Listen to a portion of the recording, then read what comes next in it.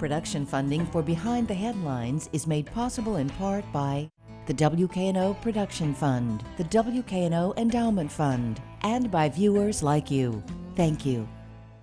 MLGW's CEO on storm recovery, TVA, and much more tonight on Behind the Headlines.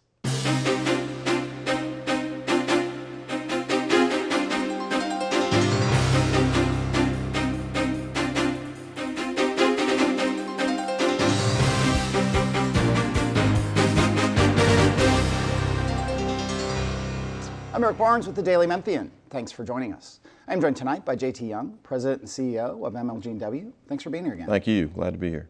Along with Bill Dries, reporter with the Daily Memphian. We have lots to talk about. You have a lot going on at MLG&W, but I wanted to start with the sort of sudden, at least to me, out of the blue suggestion that Mayor Strickland made, City Mayor Strickland, a couple weeks ago in his weekly email blast of the possibility, not the likelihood, of MLG&W being sold. It is, for those who aren't close to this, it is owned as a city asset. It is an independent owned by the city. One, were you aware of that possibility in Mayor Strickland's mind? And is there movement in any way to sell MLG&W? Well, I'm aware that there have been, previous discussions regarding the potential of selling MLG&W. In fact, well before I think I arrived, I think there were some conversations around that. And it's my understanding that that was really something I think he put out as a suggestion, as a way to maybe help, maybe finance some opportunities and things with regarding infrastructure. I certainly don't think, and he certainly hasn't told me that it's in any way any type of certainty. And of course, as you may know, any sale of the assets of MLG&W would require a referendum. Of course, council would have to pass that, and then the voters would have to approve that. And then one other thing to remember is MLG&W is electric, gas, and water, and so you'd have to consider all three services in that. So I just think it was maybe something to consider as it has been considered in the past. Yeah. So I don't know the long-term effect of that, but right. Certainly an opportunity. He again was not pushing it in the way he presented it. He just put it out there. Yeah. It was a potential way to raise what is estimated to be $6 billion if we were to put all the city's power lines and transmission systems underground. And we'll segue into that, I think, with the storm in February right. 3rd, I think it was one of the worst. I think it was, according to something you all put out, and I think Bill wrote, the fourth worst storm in the 83-year history of MLG&W. 274,000 customers were without power. It was the most since, I think, 2003, Hurricane Elvis, when 339,000 customers were without power. And Mayor Strickland's suggestion was in the context of, here's the cost associated with really hardening or upgrading or making more robust the electric grid in Memphis. Right. Your thoughts on that? I mean, let me do it this way. With the benefit of what now? A couple of months, I'm sure some internal reviews. There's a big 50-person community group that is public, private people looking at storm response. What do you look at that went right, and what do you look at that went wrong, and how do you implement that for what inevitably will be future storms? Well, no doubt the February 22 storm, of course we had another storm February 21, but yeah. This one will certainly leave its mark, as you said, the fourth largest impact on our customers. And that's really what I hone in on, is the impact to our customers that such events have. And one of the things, we went through a process, and really are still somewhat going through this process of best practices. The mayor, to his credit, talked with me about and suggested that we do this outage improvement advisory team, which Doug McGowan's chief operating officer of the city and I are co-chairing. That has now met twice, have our third meeting coming up in a couple of weeks. Suggestions from that and options from that group and that team will probably be invaluable as we move forward, because in addition to what we have already started with our 5-year service improvement plan that began back in 2020, we're probably on the electric side about, I'm going to say 30% through that because COVID had its impact on slowing us down a little bit. I think it was put together to reduce outage minutes by 50%. But we know there's probably other things that we need to consider, and that's what this team, I think, will bring. We know we had some challenges on our texting alerts and outage communications and those kinds of things, But on the other hand, we learned a lot of things that I think will be more helpful. We came up with some more visibility around dashboards, letting customers who do have power know what's going on and the status of crews and where we are and where we're working. So there are a lot of good things that came out of it, but no doubt, lots of challenges, without a doubt. I should say that before I go to Bill, we'll have Mayor Jim Strickland on May 12th and talk more about the suggestion he put forward on selling and these issues and many other issues. Right. But let me bring in Bill Drees.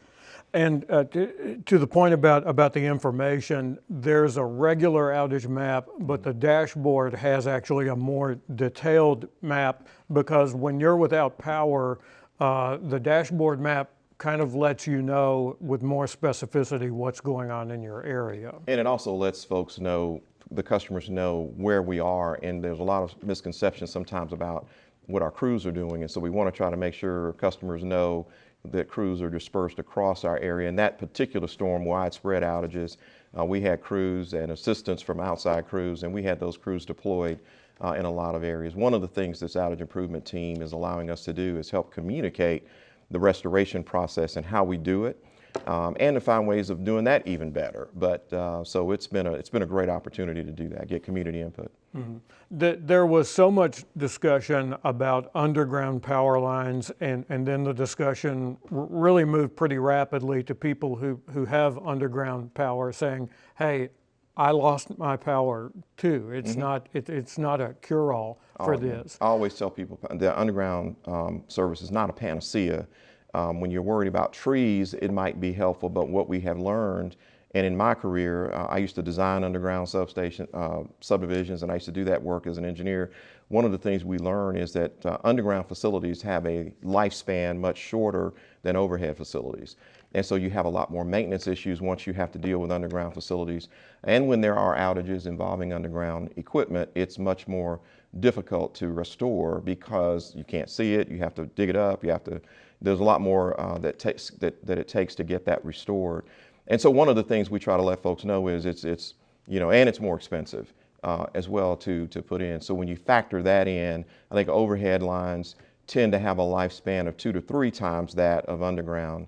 And so that's something to consider when we think about going underground. It's got its pluses aesthetically, certainly, much better not to see the lines, but at the end of the day, those lines still have to be maintained. The other thing is the outage advisory group had its second meeting just this past week as we record this show. The third meeting's coming up in May.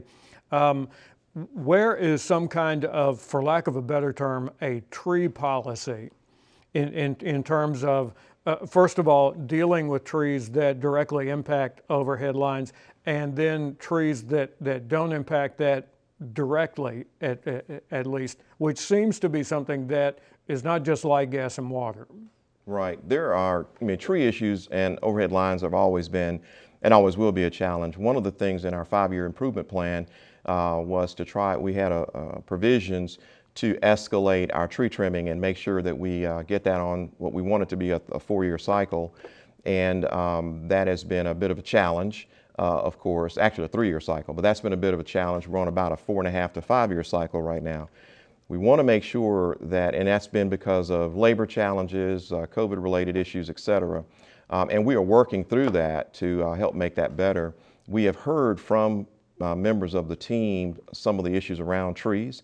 The balance we always have to deal with is some customers who are, don't want us to trim trees at all, some who don't like the way we trim trees. But what we always want to remind customers of is that when we do trim trees, it may be in your front yard or near your home, but the line that traverses that tree serves hundreds, maybe thousands of other customers. And so it's not, it's certainly your tree, but the line is providing service to many others. And that's why we have to stay on top of effective trimming processes and protocols.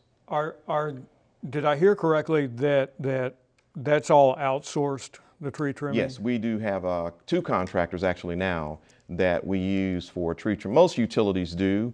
There are probably a few that don't, but with as many trees as we have in we're an urban forest, as most folks know, and I said when I moved here that Memphis was a shady town. I meant that in terms of trees, but some people took it the other way. But we're an urban forest, and so we have we do have 2 contractors one that helps supplement the main line work, but we have a lot of tree trimming issues in rear lot lines, which is where we saw in the February storm, where we had many problems, was in rear lot lines behind homes, hard to get to because those trees were in lines back there where you had to manually climb and walk, and it was just a challenge. So, give or take, how much in the most recent outage, how much of the outage was trees, limbs, falling debris? How much of it was something else? Yeah, I don't have the exact number, but I will tell you the vast majority, I'm going to say 80% probably in that range,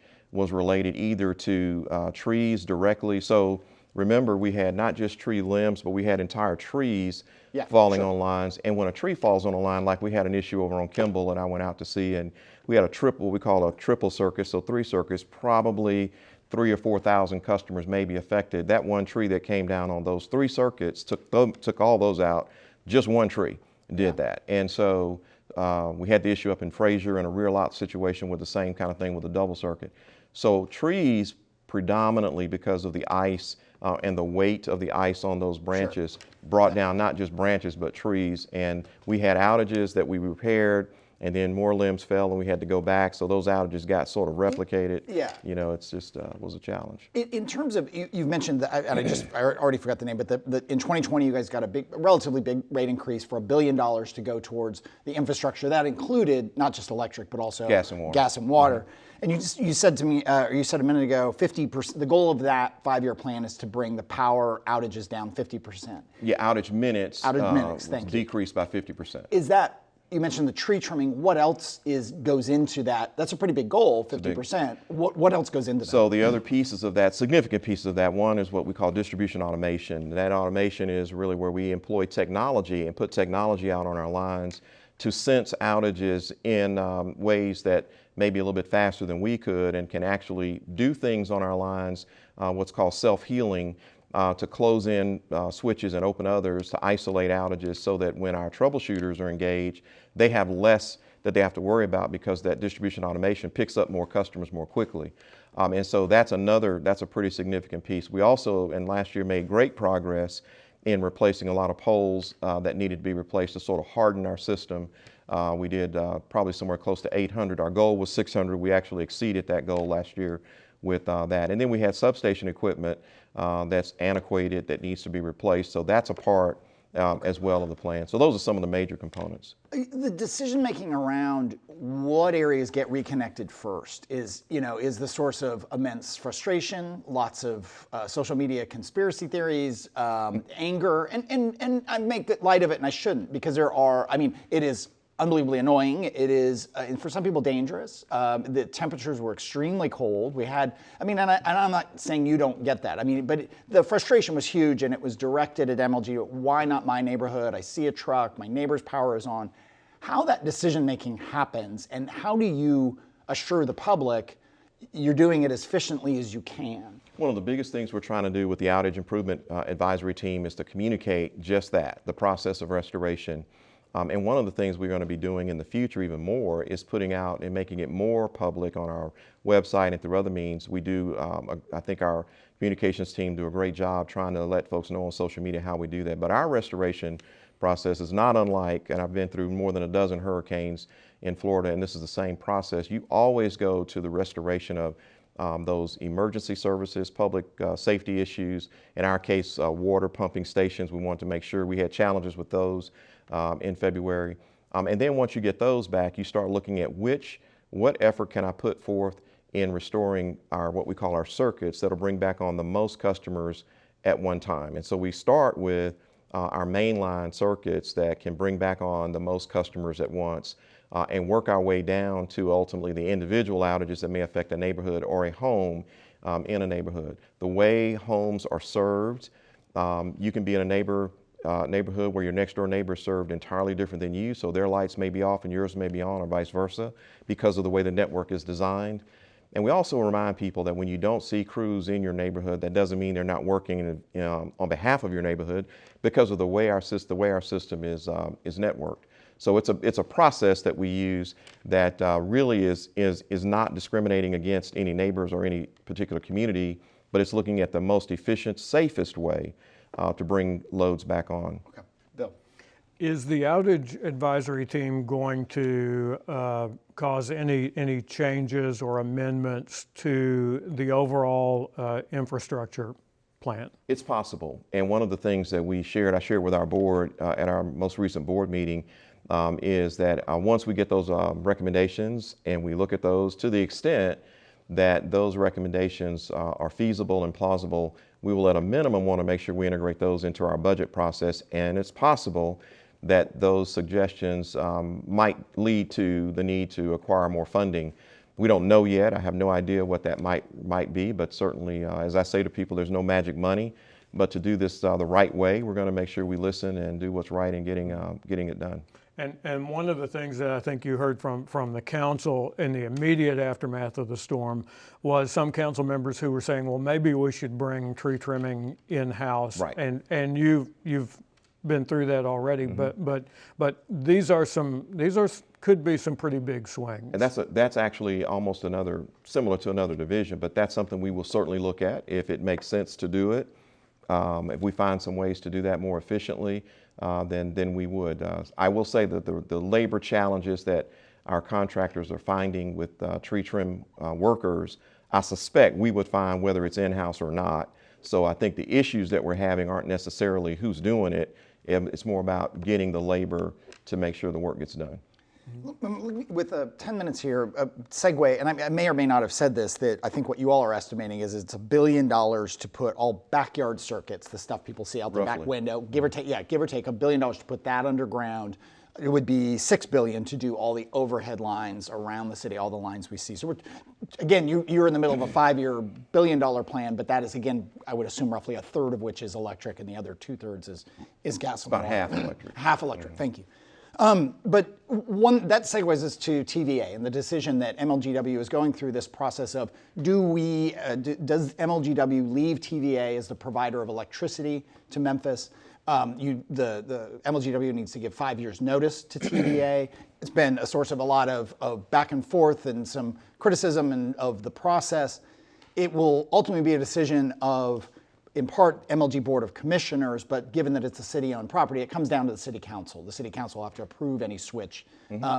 Where are we in the RFP process? And again, I segue in part because some people are saying there are hundreds of millions of dollars a year to be saved by moving from TVA. Others are saying there's millions to be saved by getting a better deal from TVA. Where are we in the RFP process of looking at alternatives? As I understand it, and just to be clear, the RFP process is ongoing. I've seen none of the RFPs. I know we have more than 20 that we have received. And I will say that we have no incentive not to help our customers save money. So let's start with that. So our goal here is to ensure, most of all, that our customers have a reliable source of power. The arrangement that we have with TVA, and I've been saying this for a while, and the interconnections that we have, and to transition from TVA to any other source is a complicated one. It is not a simple thing to do. And I don't really look at it necessarily as stay with TVA or not. I'm trying to figure out what's the best optimal situation for all of our customers. Where can they get the most reliable, lowest cost form of energy? We buy at wholesale from TVA. And to do something other than that, there's no other entity that's designed their system for MLGW's load. And one thing to keep in mind that I think is really important, the size that we are, over about 3,500 megawatts of load, it's significant in the TVA realm of things where they're, for largest customers, about 9 or 10% of their load. And I am just not aware of other entities of our size and complexity that had no generation of their own that were able to make this transition, and certainly not to make it easily. So that's why the RFP is in 3 parts. It's in 3 parts because of that, to make sure we address the integrated resource plan, looked at that to make sure that we address appropriately all of those. Those 3 parts, I'm going to take a guess here on a flyer, is transmission, power generation, and renewables, and then all other ways to provide service. So some people presumed that we only wanted RFPs, we only put RFPs out there for transmission and generation, but we actually are looking to get more renewable energy, as well as if some entity has other ways to service, that's a part of that third RFP as well. We get Bill in here.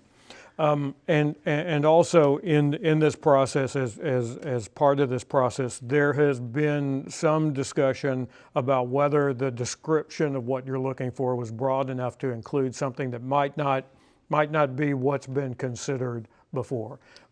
In these proposals, once they are made public, once that consideration begins, will we see plans that are kind of new thoughts on this? I'm assuming you would. Again, I've not seen them, but I will tell you that the third RFP that was put out there asked for that. In addition to renewables, it also asked for any other ways that an entity wanted to consider serving our load.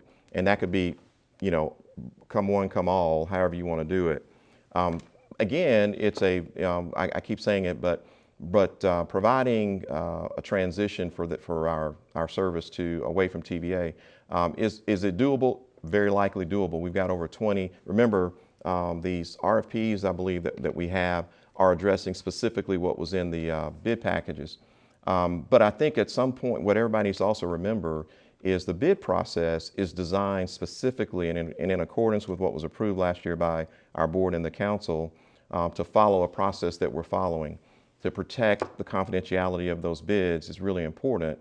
And we also know that there will be a time when all of this will be available before a final decision, by the way, is made. All of this information will be available. What we don't want to do is compromise the situation prematurely, such that any individual bidder may feel as though they have an argument to bring that their information was not protected appropriately according to state law and according to the rules of the road that they knew when they bid. So we want to make sure we maintain that integrity of this process. But folks need to understand that when there's a time that's coming that will be for a final decision, when information will certainly be available. And confidentiality is important because this is proprietary? So many of it's my understanding, well, in any bid process that we do, not just for power supply, but in any bid, this is the same process. We need to be, I think, making sure we're compliant with state law, which is a driver here, as well as being compliant with what everyone understood at the beginning of the game. So we don't want to change the rules before the game is over. And so it's important, if you're a bidder, that you know your information is not going to be compromised before any intent to award is made, so that you can be assured, and those that bid with you maybe can be assured that your information is going to be looked at with the right integrity. And that's all we're trying to do at the end of the day, because we know it makes no sense to not do that, because we know it's going to be made available certainly at the appropriate time, and folks will be able to review all of the information. On power generation, much of the discussion of that has been that Light, Gas, and Water, if this happens, would likely contract out for that. Is that a safe assumption, or is that still up in the air? Yeah, it's up in the air, but my assumption is that those folks who bid on that phase of the RFP process may be coming in as an individual independent power producer, or another entity that wants to construct and own and maintain the system. We just don't know. I certainly don't know. But I will say that the power generation piece is crucial. MISO confirmed that in their analysis. The load size that we just have no choice but to make sure, if we want to maintain stability, voltage stability on the system, that's really important. Excuse me, just a couple minutes left. The City Council recently moved to begin to hire its own energy consultant. I think the Mayor's office has its own. Are all these consultants helpful? I mean, is that, or do we have competing sort of fiefdoms here? I don't think they're competing. I mean, I think, certainly I want everyone, and I'm fine with everybody getting the information they need, however they need to get it, to be comfortable.